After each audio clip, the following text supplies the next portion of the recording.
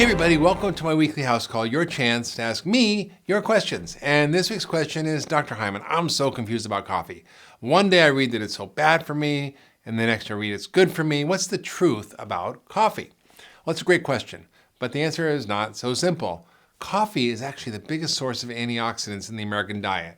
In a recent animal study, researchers were able to see improvements in non-alcoholic fatty liver, which is super common from eating sugar, and improvements in cholesterol when they fed mice coffee and fat together.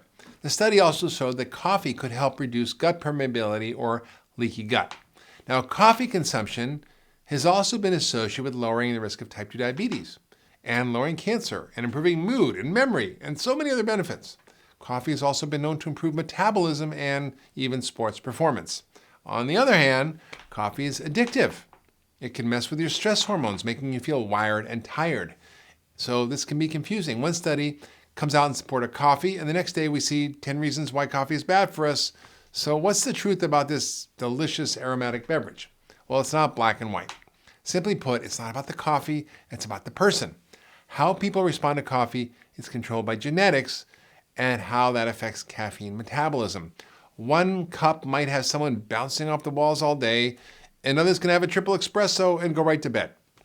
If someone comes to my office complaining of fatigue and restlessness and heart palpitations, would I recommend coffee? No way. The effects of coffee are not the same for everyone. For someone who's suffering from adrenal fatigue, coffee could be really bad for their health.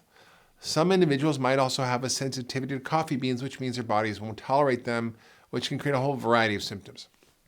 Now, the constituents in coffee can also interfere with normal drug metabolism and detoxification of the liver, making it hard to regulate the normal detox process in the liver. Now, one of my patients, he was drinking 12 cups of coffee a day and was constantly falling asleep at his desk and could barely function and couldn't understand why he was so tired. Well, tapering him off of coffee got him actually sleeping at night and not all day on his desk and feeling great. So how do you determine if coffee works for you or if it doesn't?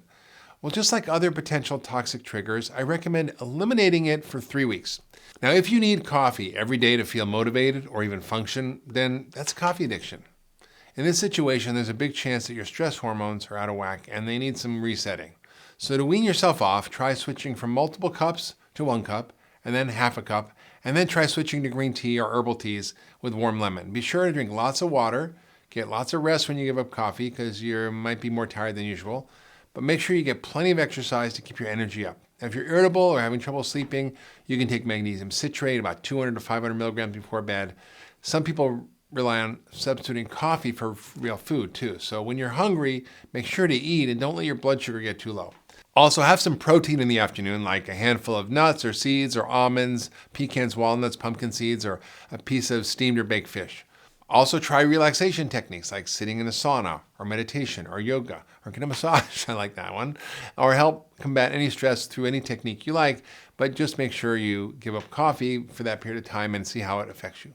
Because you never know how you feel without it. I remember when I was in medical school, I started drinking coffee and I noticed I was tired every afternoon, and I never was before. And it was because I wasn't having coffee in the afternoon. I had it in the morning and it made me tired later. For everyone else, I want you to remove coffee for 3 weeks, and then I want you to add it back in.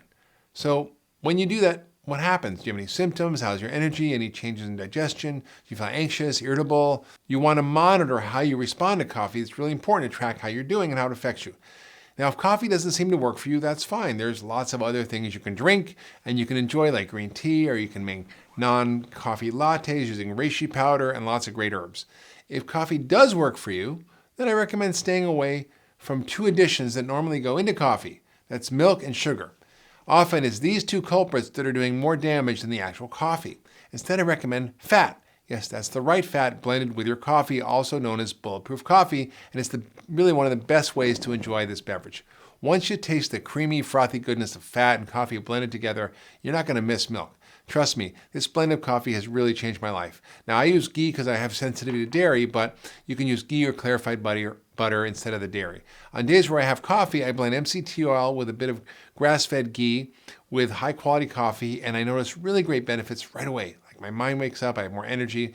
You can use, as I said, clarified butter or ghee if you have any sensitivity to dairy because it takes out all the casein and the whey that bothers people. Now, this keeps me satisfied for hours. It keeps my brain sharp. It also is the perfect beverage to enjoy before exercising because it boosts your energy for long periods of time without the crash that coffee can normally cause. Now, this way of preparing coffee has kept me focused, helped me cut my cravings, and I'll put a recipe from my book, Eat Fat, Get Thin, right below so you can use it. So there you have it. There's no one-size-fits-all approach to coffee, just like there's no one-size-fits-all approach to diet and lifestyle. One person might be able to enjoy raw cruciferous veggies, and the next person might have to avoid these because they get lots of digestive problems. Same applies to coffee. Instead of saying coffee is good or bad, you need to determine if it works for you or if it doesn't.